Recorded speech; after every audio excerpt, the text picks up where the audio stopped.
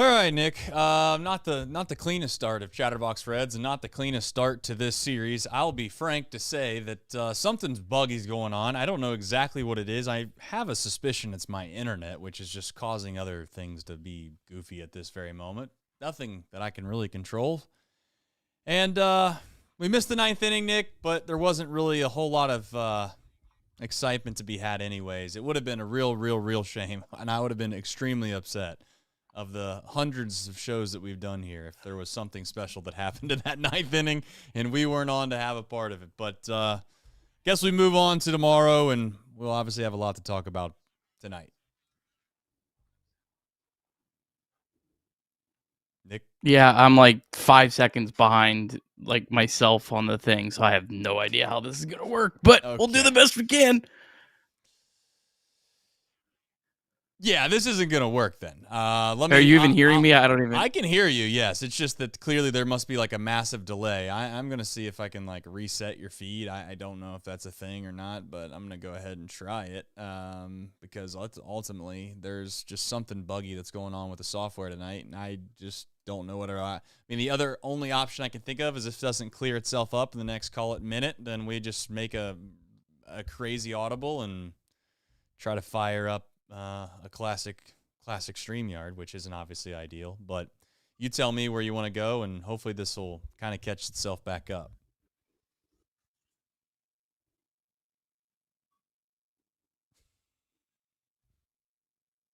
Yeah, I don't. It's crazy. My face is like 10 seconds behind what I'm seeing. Well, like I said, I don't know. See what we can do here. There's just not a whole lot one can do. Am I like delayed for you? No. Well, I mean, it's hard for me to know, but it sounds good to me. But like I'm saying right now is like right after you say what you say? Yeah. All right, I just won't look at you, and I'll just try to not focus on that, and we'll do a show. I mean, yeah. Just put a piece of tape. I just have to like not look because if if I look, it's gonna. You know, the crazy thing is, I think you're actually. You say something. Say something. You are fine, but like me myself is delayed on my end by like 20 seconds. I don't know. Maybe it's the people on YouTube too. I don't know if they're seeing that too, but I just won't look at myself. I'm gonna actually like minimize myself out of here.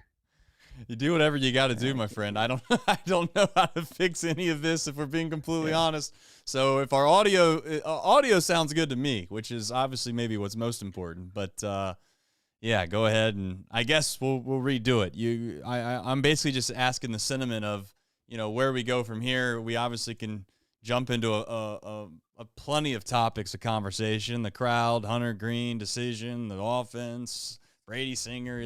There's plenty to dive into, but I guess really, is there anywhere that you'd like to start before we jump into the old box score recap? Well, I have a guy that sent me tickets to give away, so I guess we can give that away. I don't really even know how to do that. Do you have any ideas how to give away some tickets? Yeah, I say what we do is we pick somebody in the comment section right after the show's over, so everybody gets a fair shot.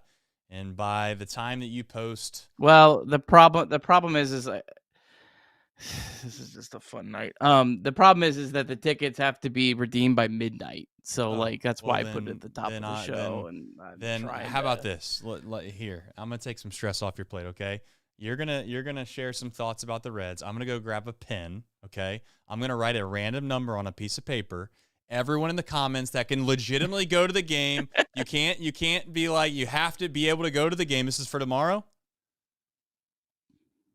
It's for tomorrow or Thursday, but obviously there's only 2 games left. It's a voucher. If you want tomorrow, it has to be redeemed by midnight. So it's a voucher. Ideally, I mean, yeah.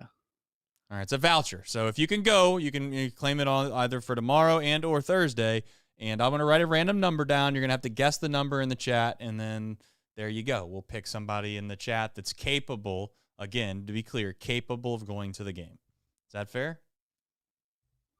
Sounds good. All right, we want to just do a box score recap while we do that. That seems like a real good plan. All right, perfect. You write down that people in the chat, put your number in if you want to go. All right, Reds taking on the Pirates, game 1 of 3 in the biggest series in the history of Great American Ballpark. Brady Singer against Johan Oviedo. The Pirates scored 4 runs off Singer in the second inning, capped off by a 2-run bomb by O'Neill Cruz. The Reds responded in the bottom of the second. Steer walked, and Elly De La Cruz destroyed a 2-run home run to make it a 4-2 game. Singer would end up getting through 5 in the third innings, taking up 7 hits, but didn't give up any more runs, didn't walk anyone, did strike out 3. Connor Phillips was fantastic in the bullpen, inning and 2/3. Perfect innings with 3 strikeouts. Graham Ashcraft and Scott Barlow each threw scoreless innings, but the Reds' offense did nothing outside of Elly De La Cruz. Elly had 3 hits. The rest of the offense had 2. Reds fall 4-2. Reds now 80-77, needing help from the Chicago Cubs, who are not helping the Reds at the moment. They currently trail the Mets 7-6. If that score holds, the Reds will be a game out of a playoff spot. All right, deep drives of the day. Well, we didn't have more than one, and we needed to have more than one, but we did get one. Thankfully, we didn't have any hits, but Elly De La Cruz, his 21st home run of the year, a bomb.com, 415 feet, 106.3 off the bat. That would cut the deficit in half to give the Reds a 4-2 deficit. Win probability at the time would be 33%, and we all know it'd wind up being 0%. DSC, they are a leader, as we all know, in renewable commodities. For biofuel production, specializing in used cooking oil collection, aggregation, and sales, visit www.deepsouthcommodities.com for more information. Thank you to John and his team at DSC. All right, let's get this out of the way. I currently don't see. I do see at least one number that looks like it is correct, and that number is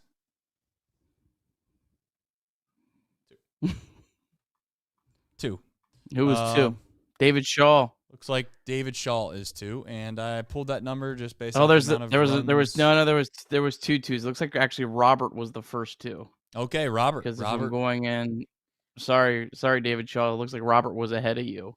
All right. So Robert, here's what we need you to do, Robert. You're gonna have to figure out a way to do this. Either DM me on Twitter or Facebook message Chatterbox Sports. If you can't figure out a way to do that, well, sorry, I don't have another idea on how to get you tickets. So either direct message me on Twitter at Nicholas P. Kirby or Facebook message Chatterbox Sports. And I'll try to get that to you as we're doing this show. So, okay.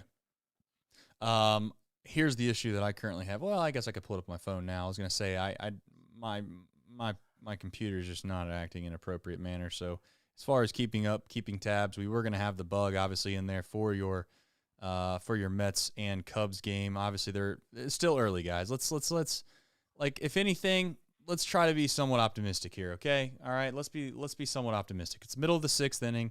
Game's not over, not even close to being over, and Cubs only trail by 1. Ideally, yeah, they wouldn't have blown their lead. They got off to a good start, and obviously the Reds are incapable of getting theirs. So Craig has just chimed in. I'll have Craig, as we go along, punch in the score of the Mets and Cubs game along with the bottom ticker as we kind of move forward through this show. So we'll reference it, I'm sure, at times, but the reality is that we're going to do a show on the Reds and not the Cubs and Mets. Big game. I think I'm caught up. Okay, good. Well, I'm seeing my actual mouth move when I talk. Okay, well. So here we go. Anything is possible. Anything is possible.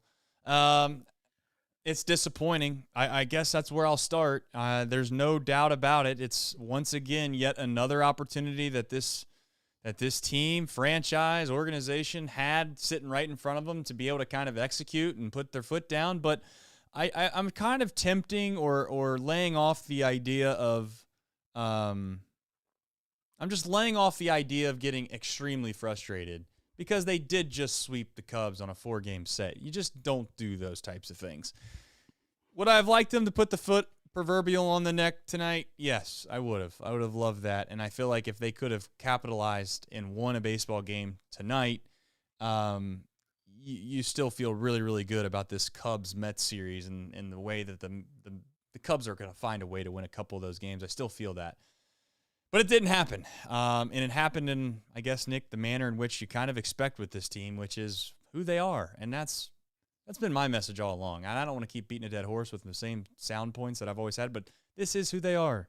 This is who they are, Nick. If you don't get some big hits, they're not a good enough team to kind of give themselves a ton of opportunities and they finally cash in eventually. No, they're only going to get a handful of opportunities every night, especially if they don't hit the ball out of the ballpark. And if they didn't hit the ball out of the ballpark, Nick, guess what? They score 0 runs. Well, how you feel about this game just depends on what happens in Chicago. I mean, like if the Mets come back and win this, or I'm sorry, if the Cubs come back and win this, I'm going to feel completely different at the end of the night. That's the weird kind of spot you're in with September baseball.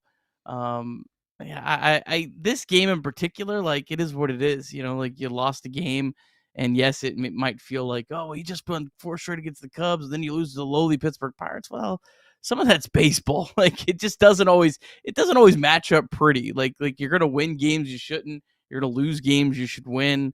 That's kind of how it is. I mean, the bigger question and the thing that if the Reds ultimately don't make the playoffs is going to be this gamble that they made tonight that they lost tonight. And it might not end up costing the Reds, but you had an opportunity to go with Hunter Green tonight. And, maybe Hunter Green gives up 4 runs too. There's no guarantee, but Hunter Green's a better pitcher than Brady Singer.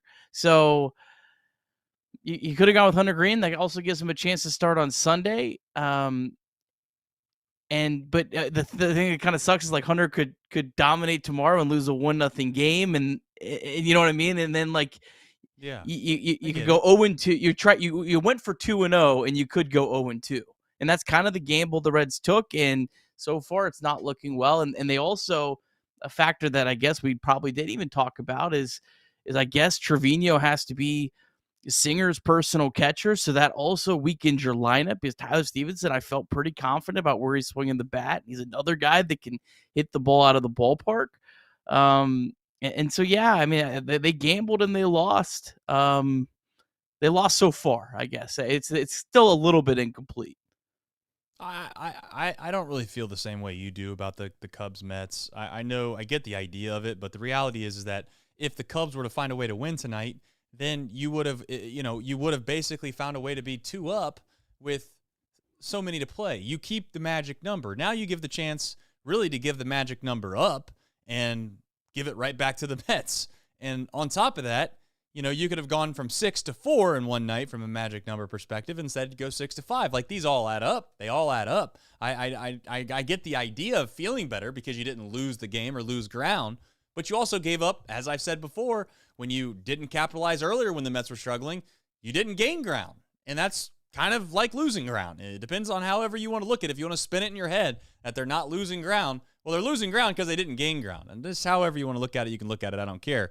The reality is that I guess the frustration that I have and is just we're going to get so bogged down around here about who should have started, whether it was Hunter Green or whether it should have been Singer and all.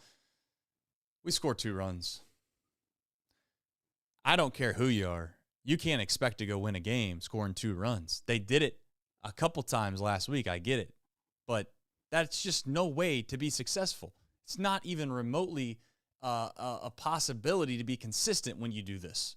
And yet we're going to sit here and say, well, Hunter Green could have shut him out. Yeah, he could have, but he could have given up a 3-run home run in the 3rd or 4th or 5th inning. The bullpen could have given up a run too. This idea that they have to be so perfect every single night to win is just nauseating. How about somebody gets a big hit? We're going to sit here and debate till the cows come home on who should have started, and all I'm saying is it doesn't matter if we can't get a big hit. And I don't want to pick on guys tonight. That's not my goal. I know that Matt McLain had a really tough game today. He's played better of late. I know people are going to look at his statistics throughout the course of the year and say he's been bad, and that's fine. You can say he's bad. But I don't truly, to be honest with you, know what a replacement looks like at that position. There's not one.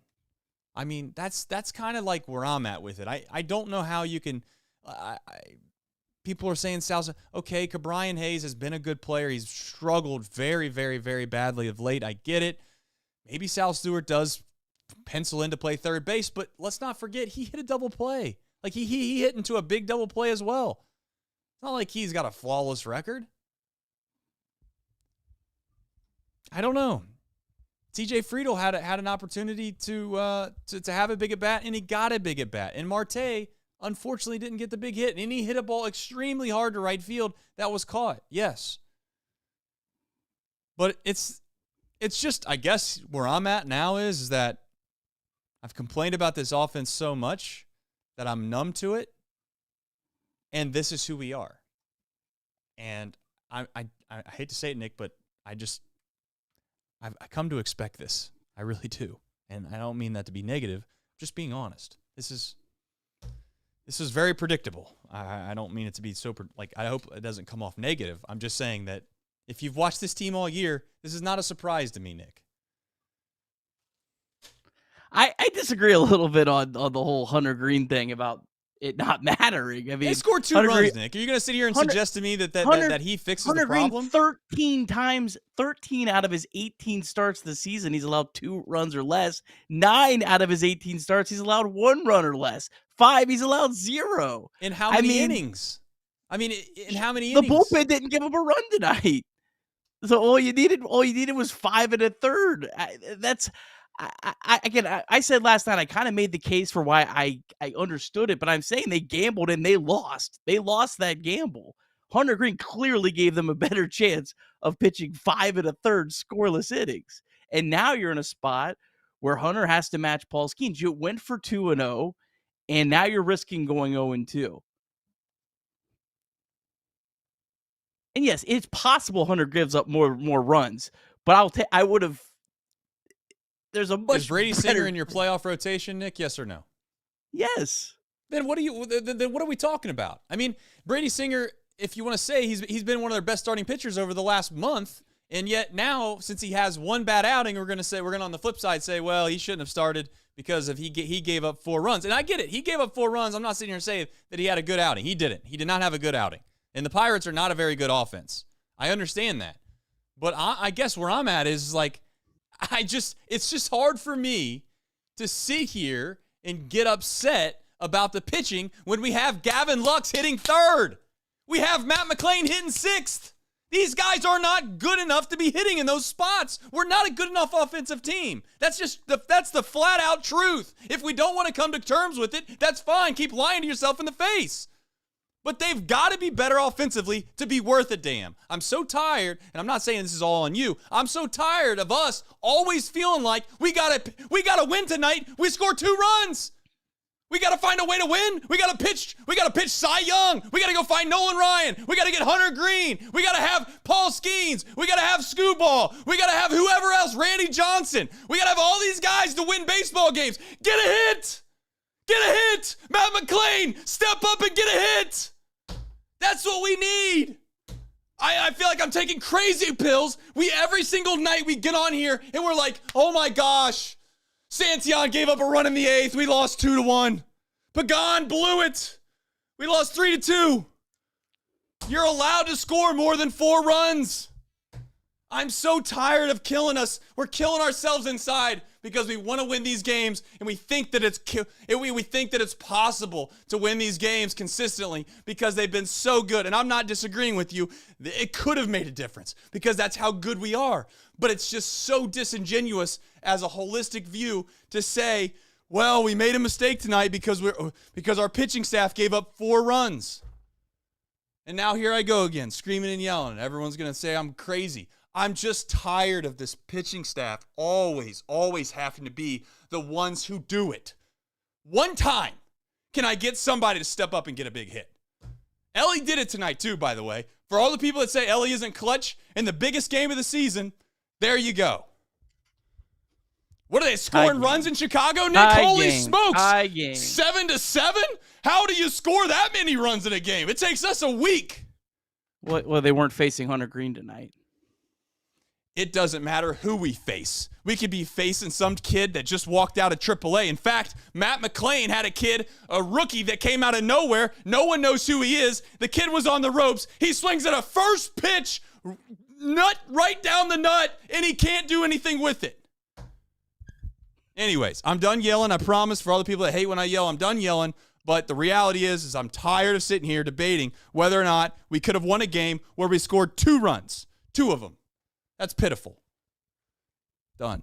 But I'm going to listen to you. Now I'm going to shut up and listen to you tell me why we should have. I don't really have anything else to say. I just think that I'm not even crushing them for not. I'm just saying they gambled and they lost. I feel like that's worth mentioning. They gambled and they lost on this one. Maybe tomorrow he might go out. But he's not available for game 162 now either. But you also said that you trusted Brady Singer to pitch above Andrew Abbott. I still do. Okay, well then if he can't pitch in 162 as a playoff game, why do you want him to pitch against the LA Dodgers? Like, if Brady Singer isn't good enough to pitch against the Brewers when they probably could care less in game 162 to win and get you in the postseason, why do you trust him against the Los Angeles Dodgers when you have to win a game to get to the next round? Just because we can say we got to the playoffs and feel better about ourselves? Yeah, and you're still alive. I mean,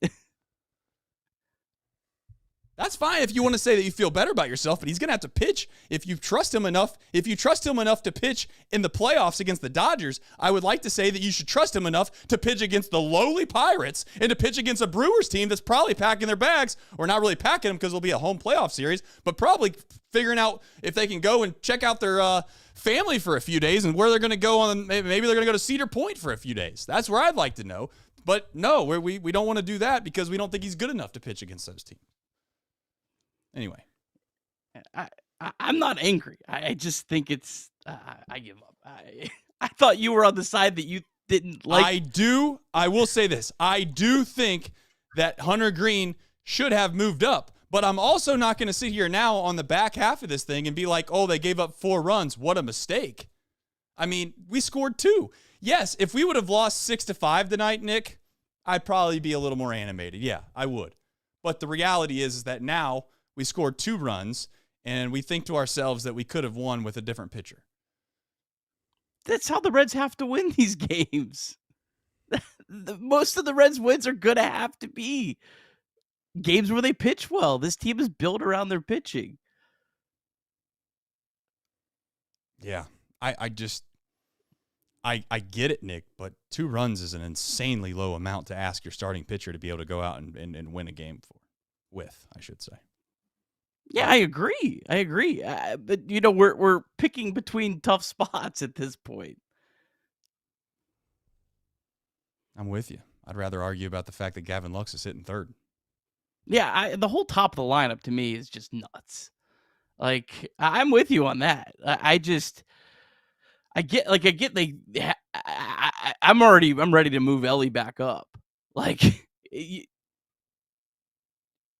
can't wait around. Like, the top 3 of the lineup is just insanity to me. Like, Friedl's an average hitter. Marte has not really looked like he's a much of anything. And Gavin Lux is an average. I mean, you have 3 pretty much average hitters and one guy that has potential in Marte hitting 1 through 3 in your lineup.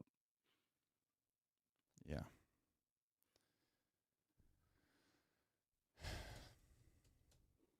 It's just like they always choose the side of the guy that has, I don't know, maybe a better profile to have a little more contact over the guy that can hit the ball over the fence every time they're given the opportunity.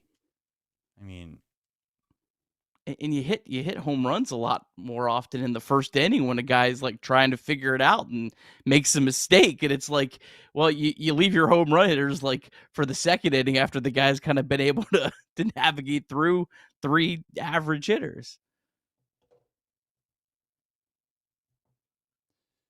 I guess the only way that Tito obviously wins this whole thing about the starting pitching, non-starting pitching thing is, like I said before, if they're capable of finding a way to get in and Hunter Green goes out and shoves. That's the way he wins. Because he could just say, well, I'm interested in Hunter Green being available for a 3-game set against the Los Angeles Dodgers. I'm not interested in the fact that he's not going to be available for a 3-game set against the Dodgers.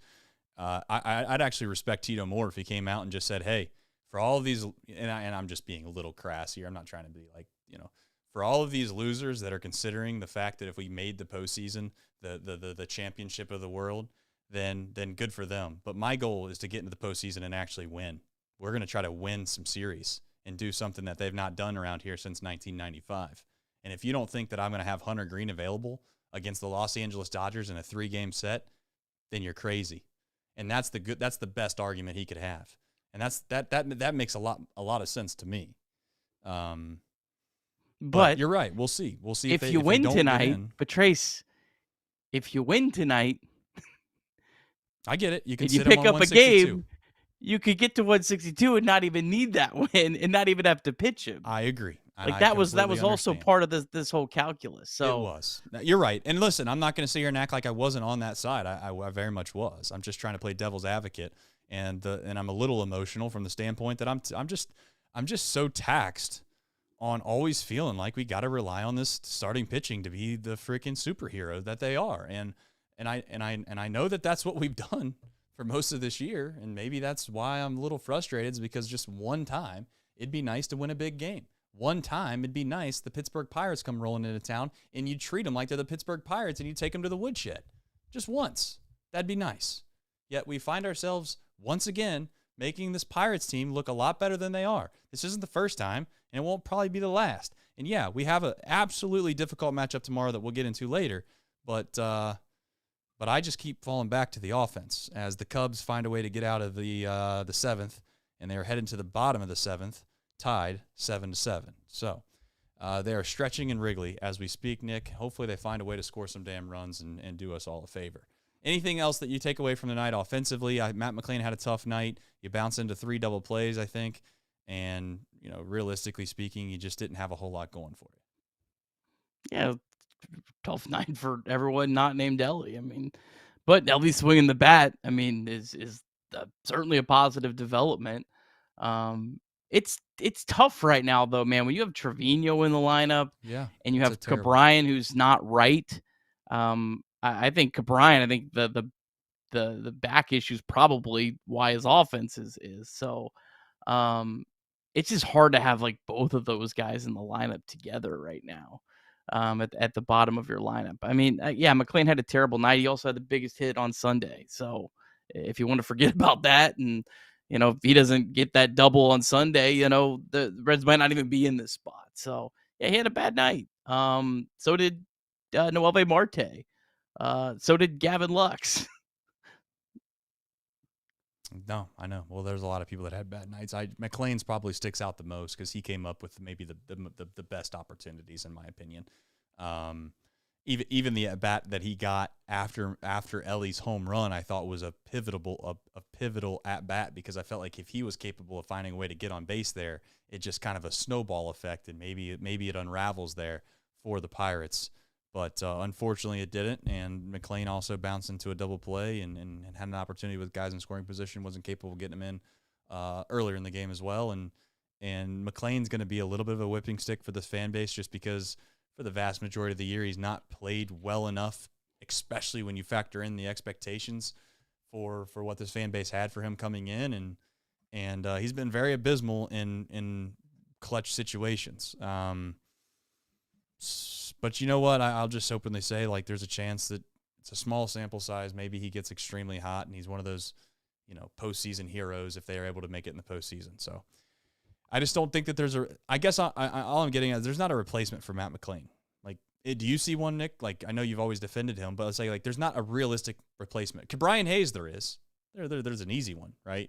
But there's not one for Matt McLain. It hasn't reared its head yet with the defense at third base, but for a team that already struggles to score runs, you put a bad defense out there, it's just could make it even worse. And I understand, like, there are people that are just like, screw it, I'll live and die with guys that can hit, but I mean, when you're gonna have to win games, especially in the playoffs, 2-1, 3-2, maybe 1-0 games. Your defense matters a lot, and Matt McClain's defense at second base matters. And Matt McClain had been playing very well up until tonight. I think he had like a 128 WRC plus over the last like 3 weeks.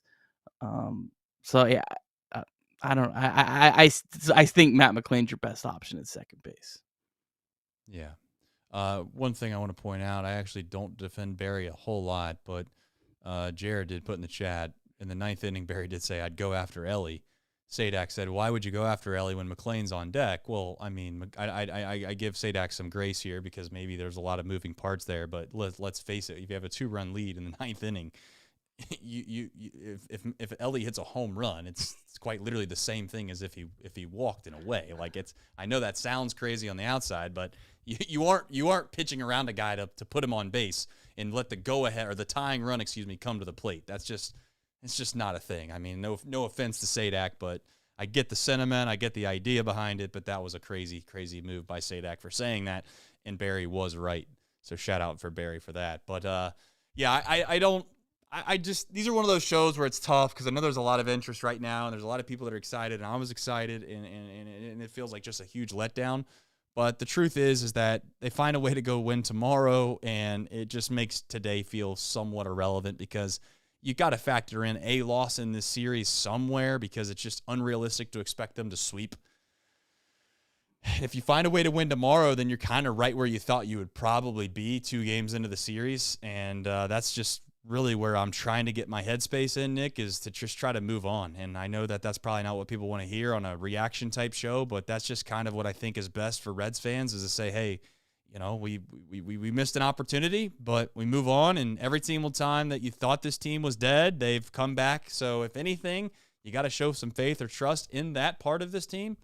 And I mean, not the most beautiful answer, but the one that I'm currently having.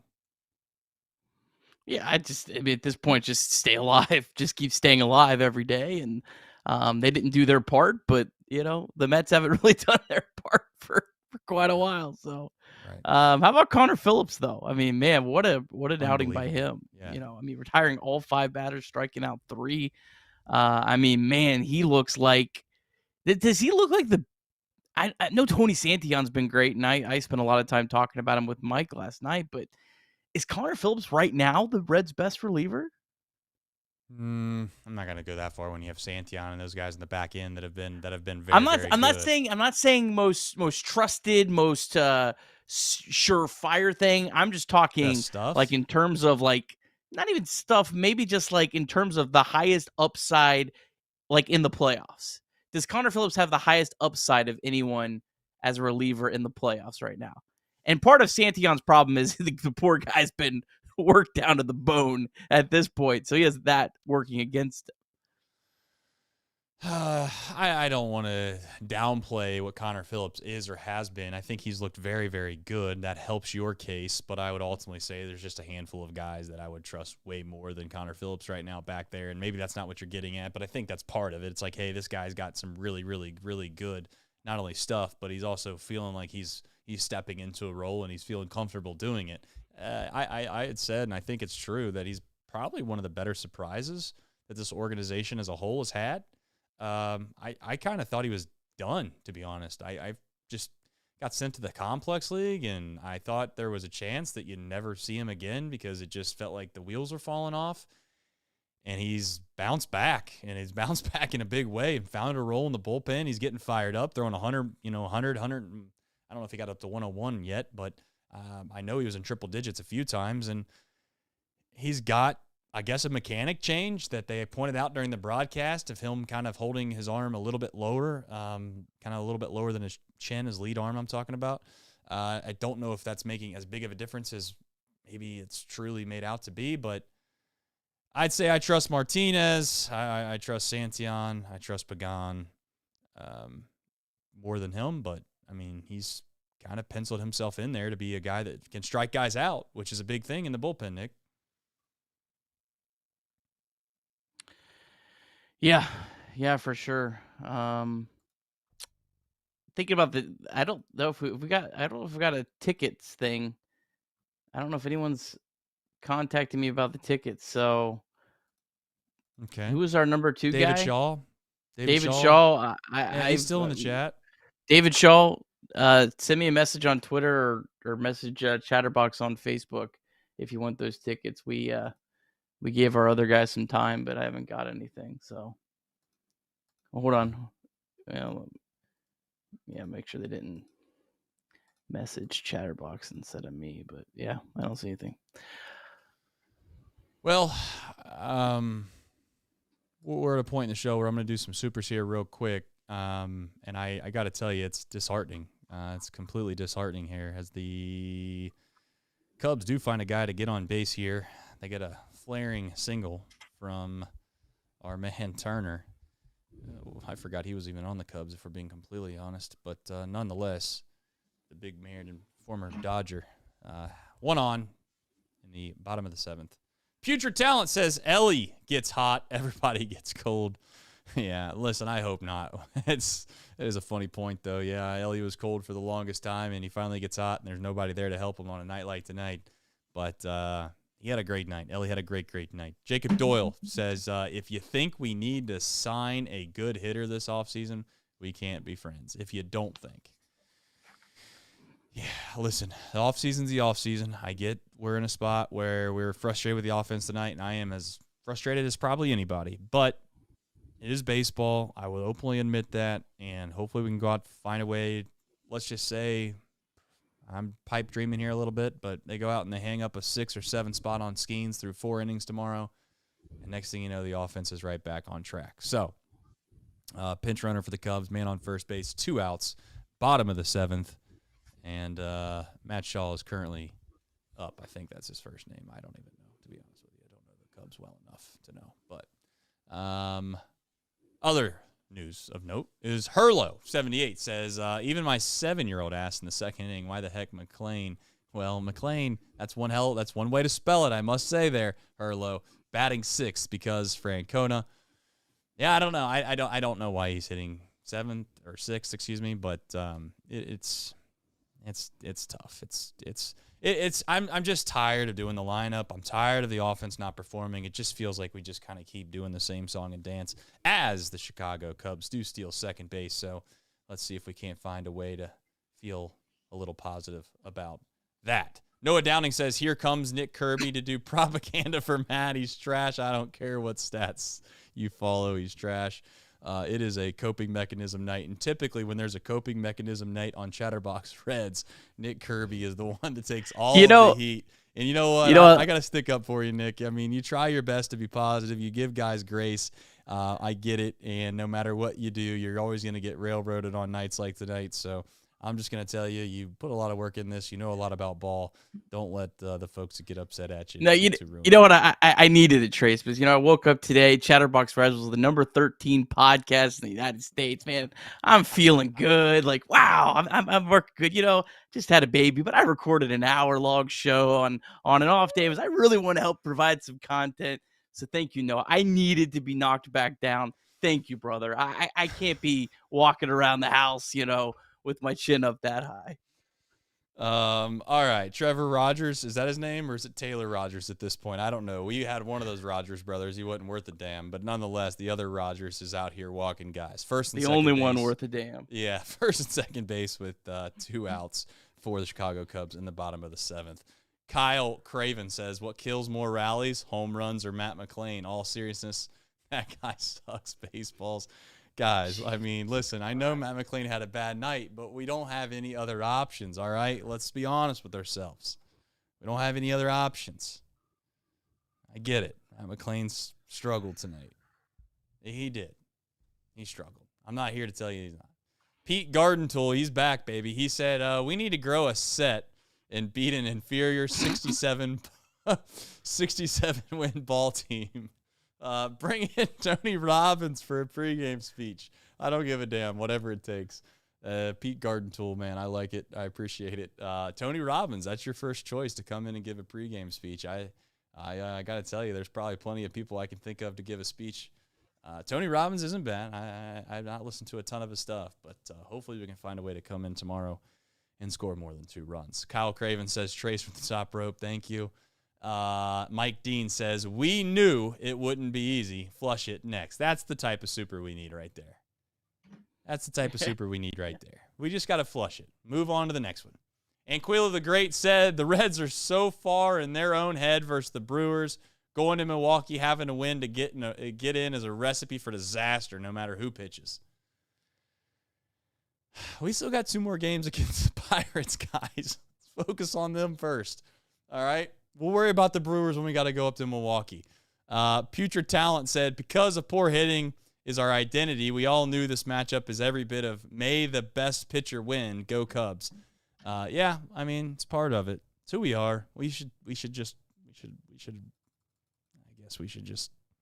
adopt it, believe it, love it. I don't know. The Steeler fans get upset back in the day when they would give up like 17 points in an NFL game and think that the defense should have held them to 10. I don't know. I'd have to ask them, Pittsburgh Steelers, if we played the Pirates, if there's any Steeler fans in here, is that genuinely how the talk of the town would be? Is when you have that good of a defense, you always think that they should have just held everybody to 10 points or less? Maybe so. Dante Ryan says, just wanted to thank you guys for the great content. I will be there tomorrow, and we need to fill the park. There you go. See, Nick? Dante comes in. He's ready to pump the spirits back up. As soon as you feel like you got knocked down, maybe a peg or two, he's ready to put you right back at the top where you belong, Nick. So there you go. He's thanking you for the content. He's going to go down to the park tomorrow, and then they're ready to fill it up. So there you go. Thank you, Dante, for the super chat. And Neil Harris, Trace Ice Cubes. Neil Harris, as a loyal supporter, as I am, of Waffle House. No shame in my game.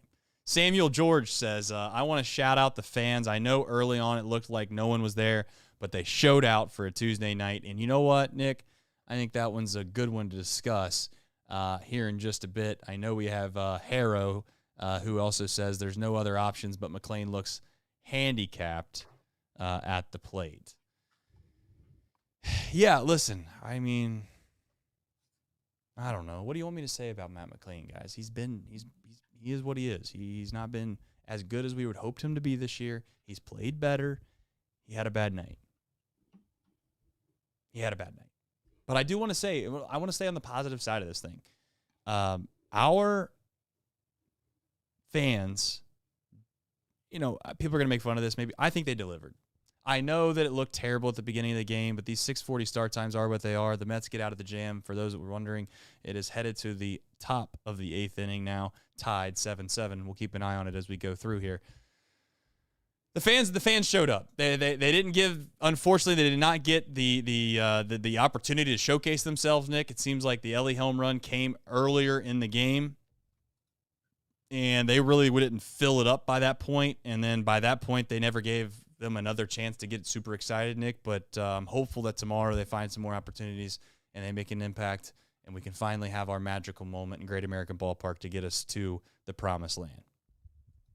Yeah, I actually got a text from Andrew, guy who helps us out with our social medias at the game tonight.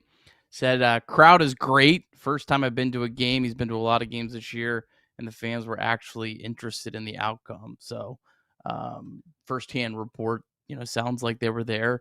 Brady Singer was walking off the mound. They gave a nice ovation when they flashed the score on the board.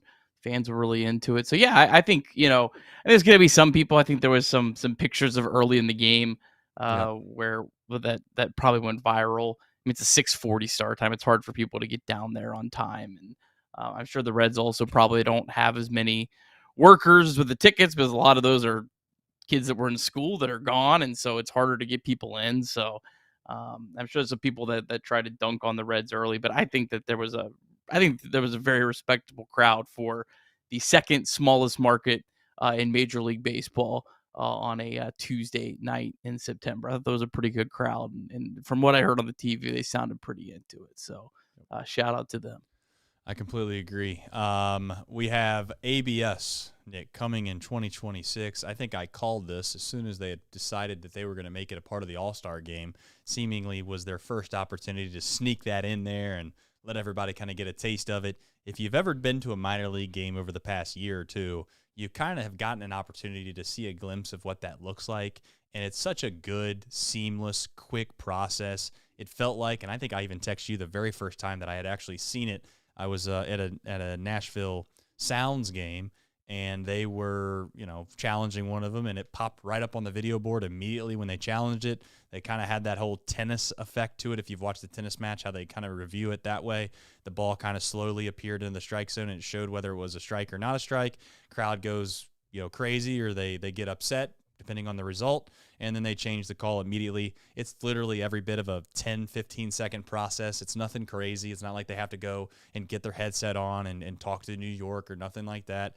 I love it. I think that it's something that it'll be interesting to see the strategy or some of the hitters that perhaps maybe get a little over anxious about using it, and or the pitchers or catchers, I guess. But I love it. I know you're a big fan of it, Nick. You've been asking for it for a while.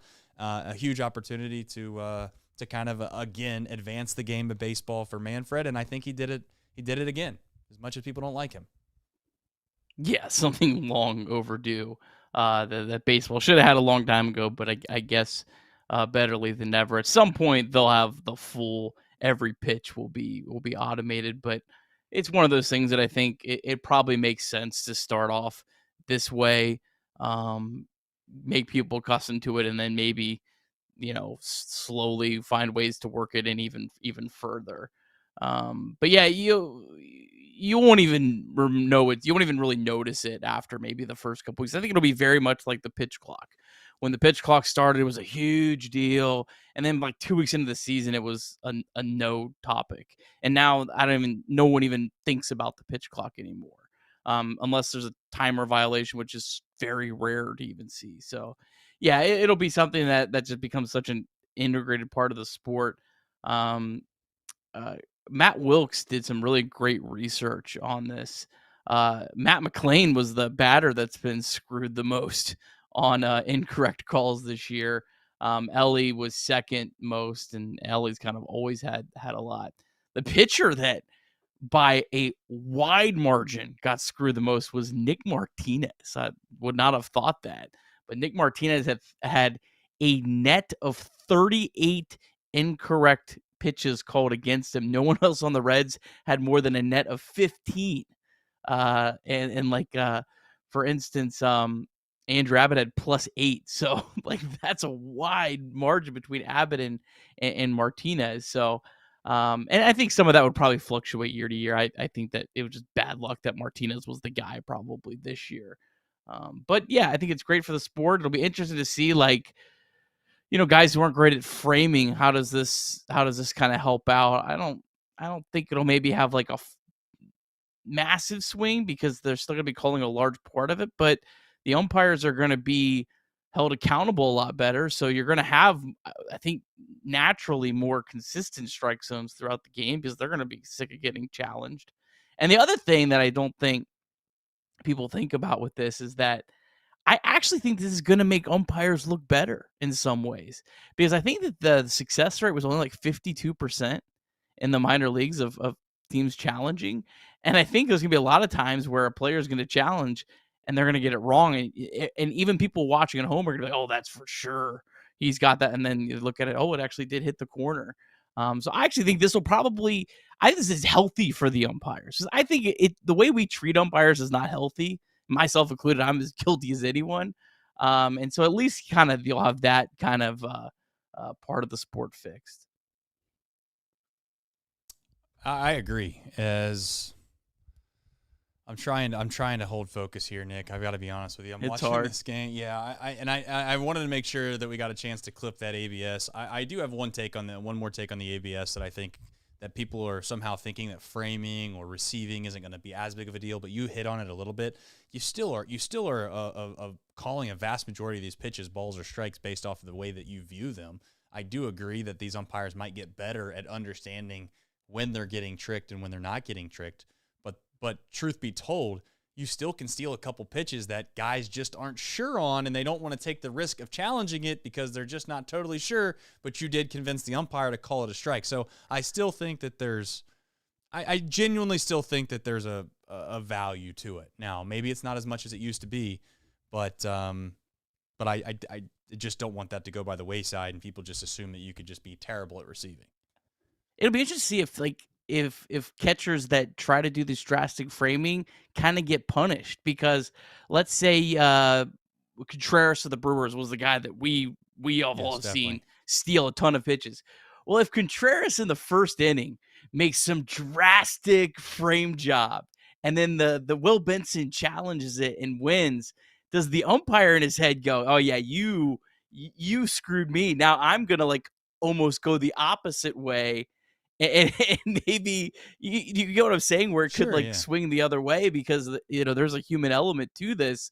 I almost think there could be some ramifications for catchers where we'll still try to frame, but we're going to not make it as dramatic, because if we try to really fool the umpire and right off the rip we get kind of busted for it by a batter challenging, that umpire might be more prone to try to screw us later. Oh, Jesus.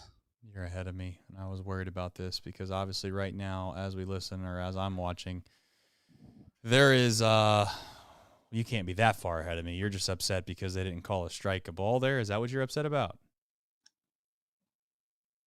No, you're ahead of me more than that. This is disappointing. He hits a home run. I thought the wind was blowing in. He hits a home run. Okay, well, the Mets scored 9 runs tonight. They scored 9 runs. Cade Horton was on the mound. He had a 0.9 something ERA in the second half. Oh, man. This sport is stupid. You talking about the starter? Yeah, the Cubs starter tonight. Cade Horton. The Reds caught. We thought the Reds. Well, I still think the Reds caught a break, but yeah, he was supposed to start against the Reds. He got pushed back. Did you see Santana got moved to the Mets series as well? Santana got moved for the Marlins. I think his name. I think it's Santana. Sandy Alcantara. Cantara. Thank you. Sorry. Yeah. They adjusted their starter. We were supposed to have old Stormy Weather's son, Ryan, who's not a good pitcher, and he's no longer listed in the probables. They have Edward Cabrera, Sandy Alcantara, and Yuri Perez is probably the toughest of those 3. So, yeah.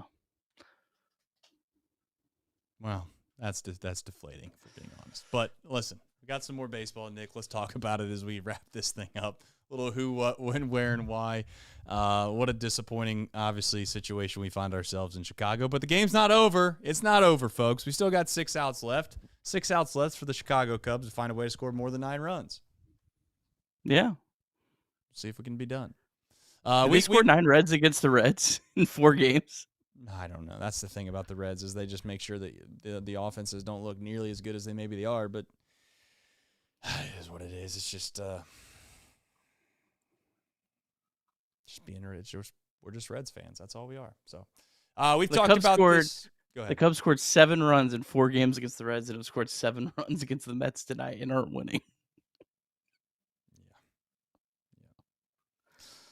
All right, timely and appropriate. As always, you can text and/or call 988 when you need some help. It's okay to not be okay. You can also visit mantherapy.org. It's an anonymous hotline 24/7. If you ever find yourself or someone else that is in a time of crisis, please, as always, remember you can text and/or call 988. Visit mantherapy.org as well. It's okay to not be okay. We also have the Red Hot Sale event from Omaha Steaks. I know this. Last night, they got a little dessert, little apple, it was kind of apple critter.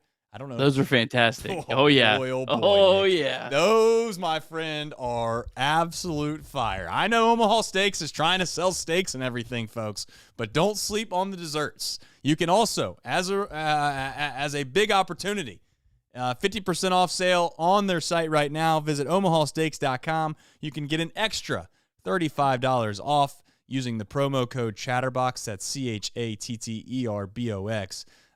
Once again, 50% off Red Hot Sale event on omahasteaks.com.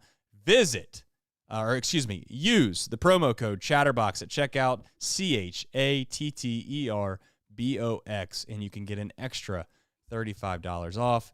Fall is around. It is near. It is here, folks. If you want to get yourself something on the grill that you know is going to taste good, then it is time to get you some Omaha steaks. And as I said, and I know Nick agrees, you can also very much count on those apple critters that I just had last night. They were Have you tried the bomb.com.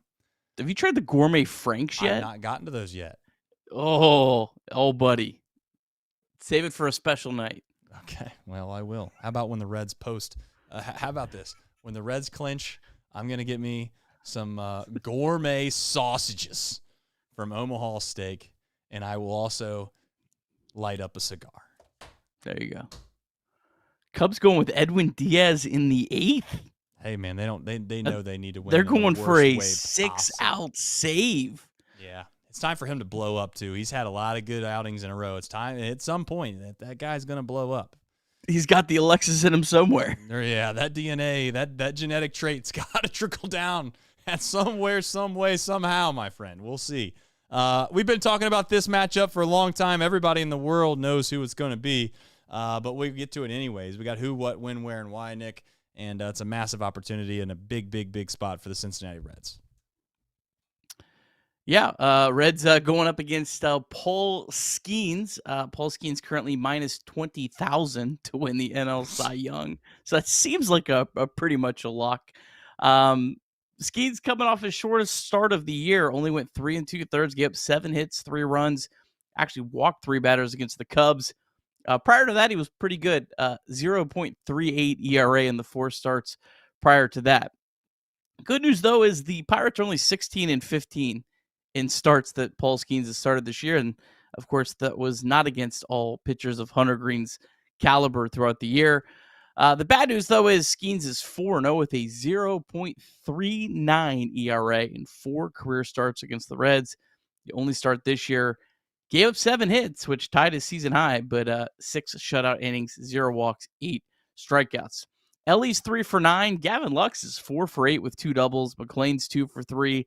Steers 3 for 10 with a double. TJ Friedl 1 for 9. And then a whole bunch of offers after that.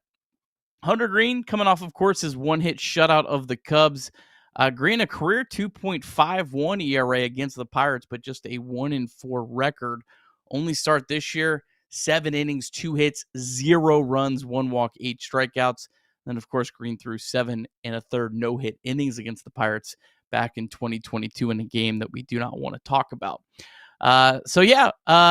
Pittsburgh overall 14 for 69 against Green. That's a 203 average. O'Neal Cruz and Brian Reynolds are both 4 for 14 and both have a home run. O'Neal Cruz has 2. Sawinski's 0 for 8 with 6 strikeouts. Gonzalez 2 for 7. No one else with more than 3 at-bats. So, yeah, I know a lot of people are going to be like, Paul Skeens tomorrow. But I'm going to be like, Hunter Green tomorrow. Skeens has 10 losses on the year. That's 10-10. Yeah, it's 10-10. So it's not like you can't beat the Pirates when he pitches. But we also understand that Paul Skeens has had the Reds number too. So we'll find hopefully a way to break that streak tomorrow and give this fan base in this city a chance to get extremely excited. And the Cubs at some point are going to have to come through for us. That's just the facts. So let's find a way to see if the Cubs can't do it tonight. Nick, as we wrap up this show, any kind of parting thoughts, I guess, before we say so long? Because ultimately we got a 9th inning to watch. It doesn't look like the Cubs are going to make any progress or any kind of noise here in the 8th, but maybe, just maybe, they can find a way to muster up some courage in the 9th. No. Suzuki gave it a drive. All right. Well, that means he's a whole hitter ahead of me, which means that I need to get off here and watch the Mets try to collapse once more. But as always, thank you guys. If you haven't, please hit the like button on the way out. Super chats, if we have any more, let me double check and make sure I didn't miss any before we get out the door. Let's see here. Ron James says, "Do not pack GABP. You can take it where they gave it to you, Ron. No, thank you. We need to pack it all the way." Rick Pitcan, or Pitcan. I'm sorry, Rick, but he says, "Logan." Cindy says hi from Nashville. Go Reds. All right. Hi. Well, folks, it's a disappointing night, okay? Let's not act like it's not. It's a disappointing night. We're going to go to bed. We're going to wake up tomorrow. The sun's going to come out, and we're all going to say, you know what? We got another meaningful game to watch. And that's all we can do. That's all we can do. It's over with. It's done with. Let's hope the Cubs can find a way to do what the Cubs are never capable of doing, which is find ways to win meaningful baseball games outside of the one year they had Rizzo and you know, the whole bunch. Schwarber, Bryant. They also had Chapman. Remember Chapman? He was a pretty good pitcher. But anyways, that's it for this show. Very much love each and every single one of you. Hit the like button on the way out, and go Reds. We'll see you tomorrow, and hopefully they can find a way to take care of Skeens. Until then, we love you. Have a good night.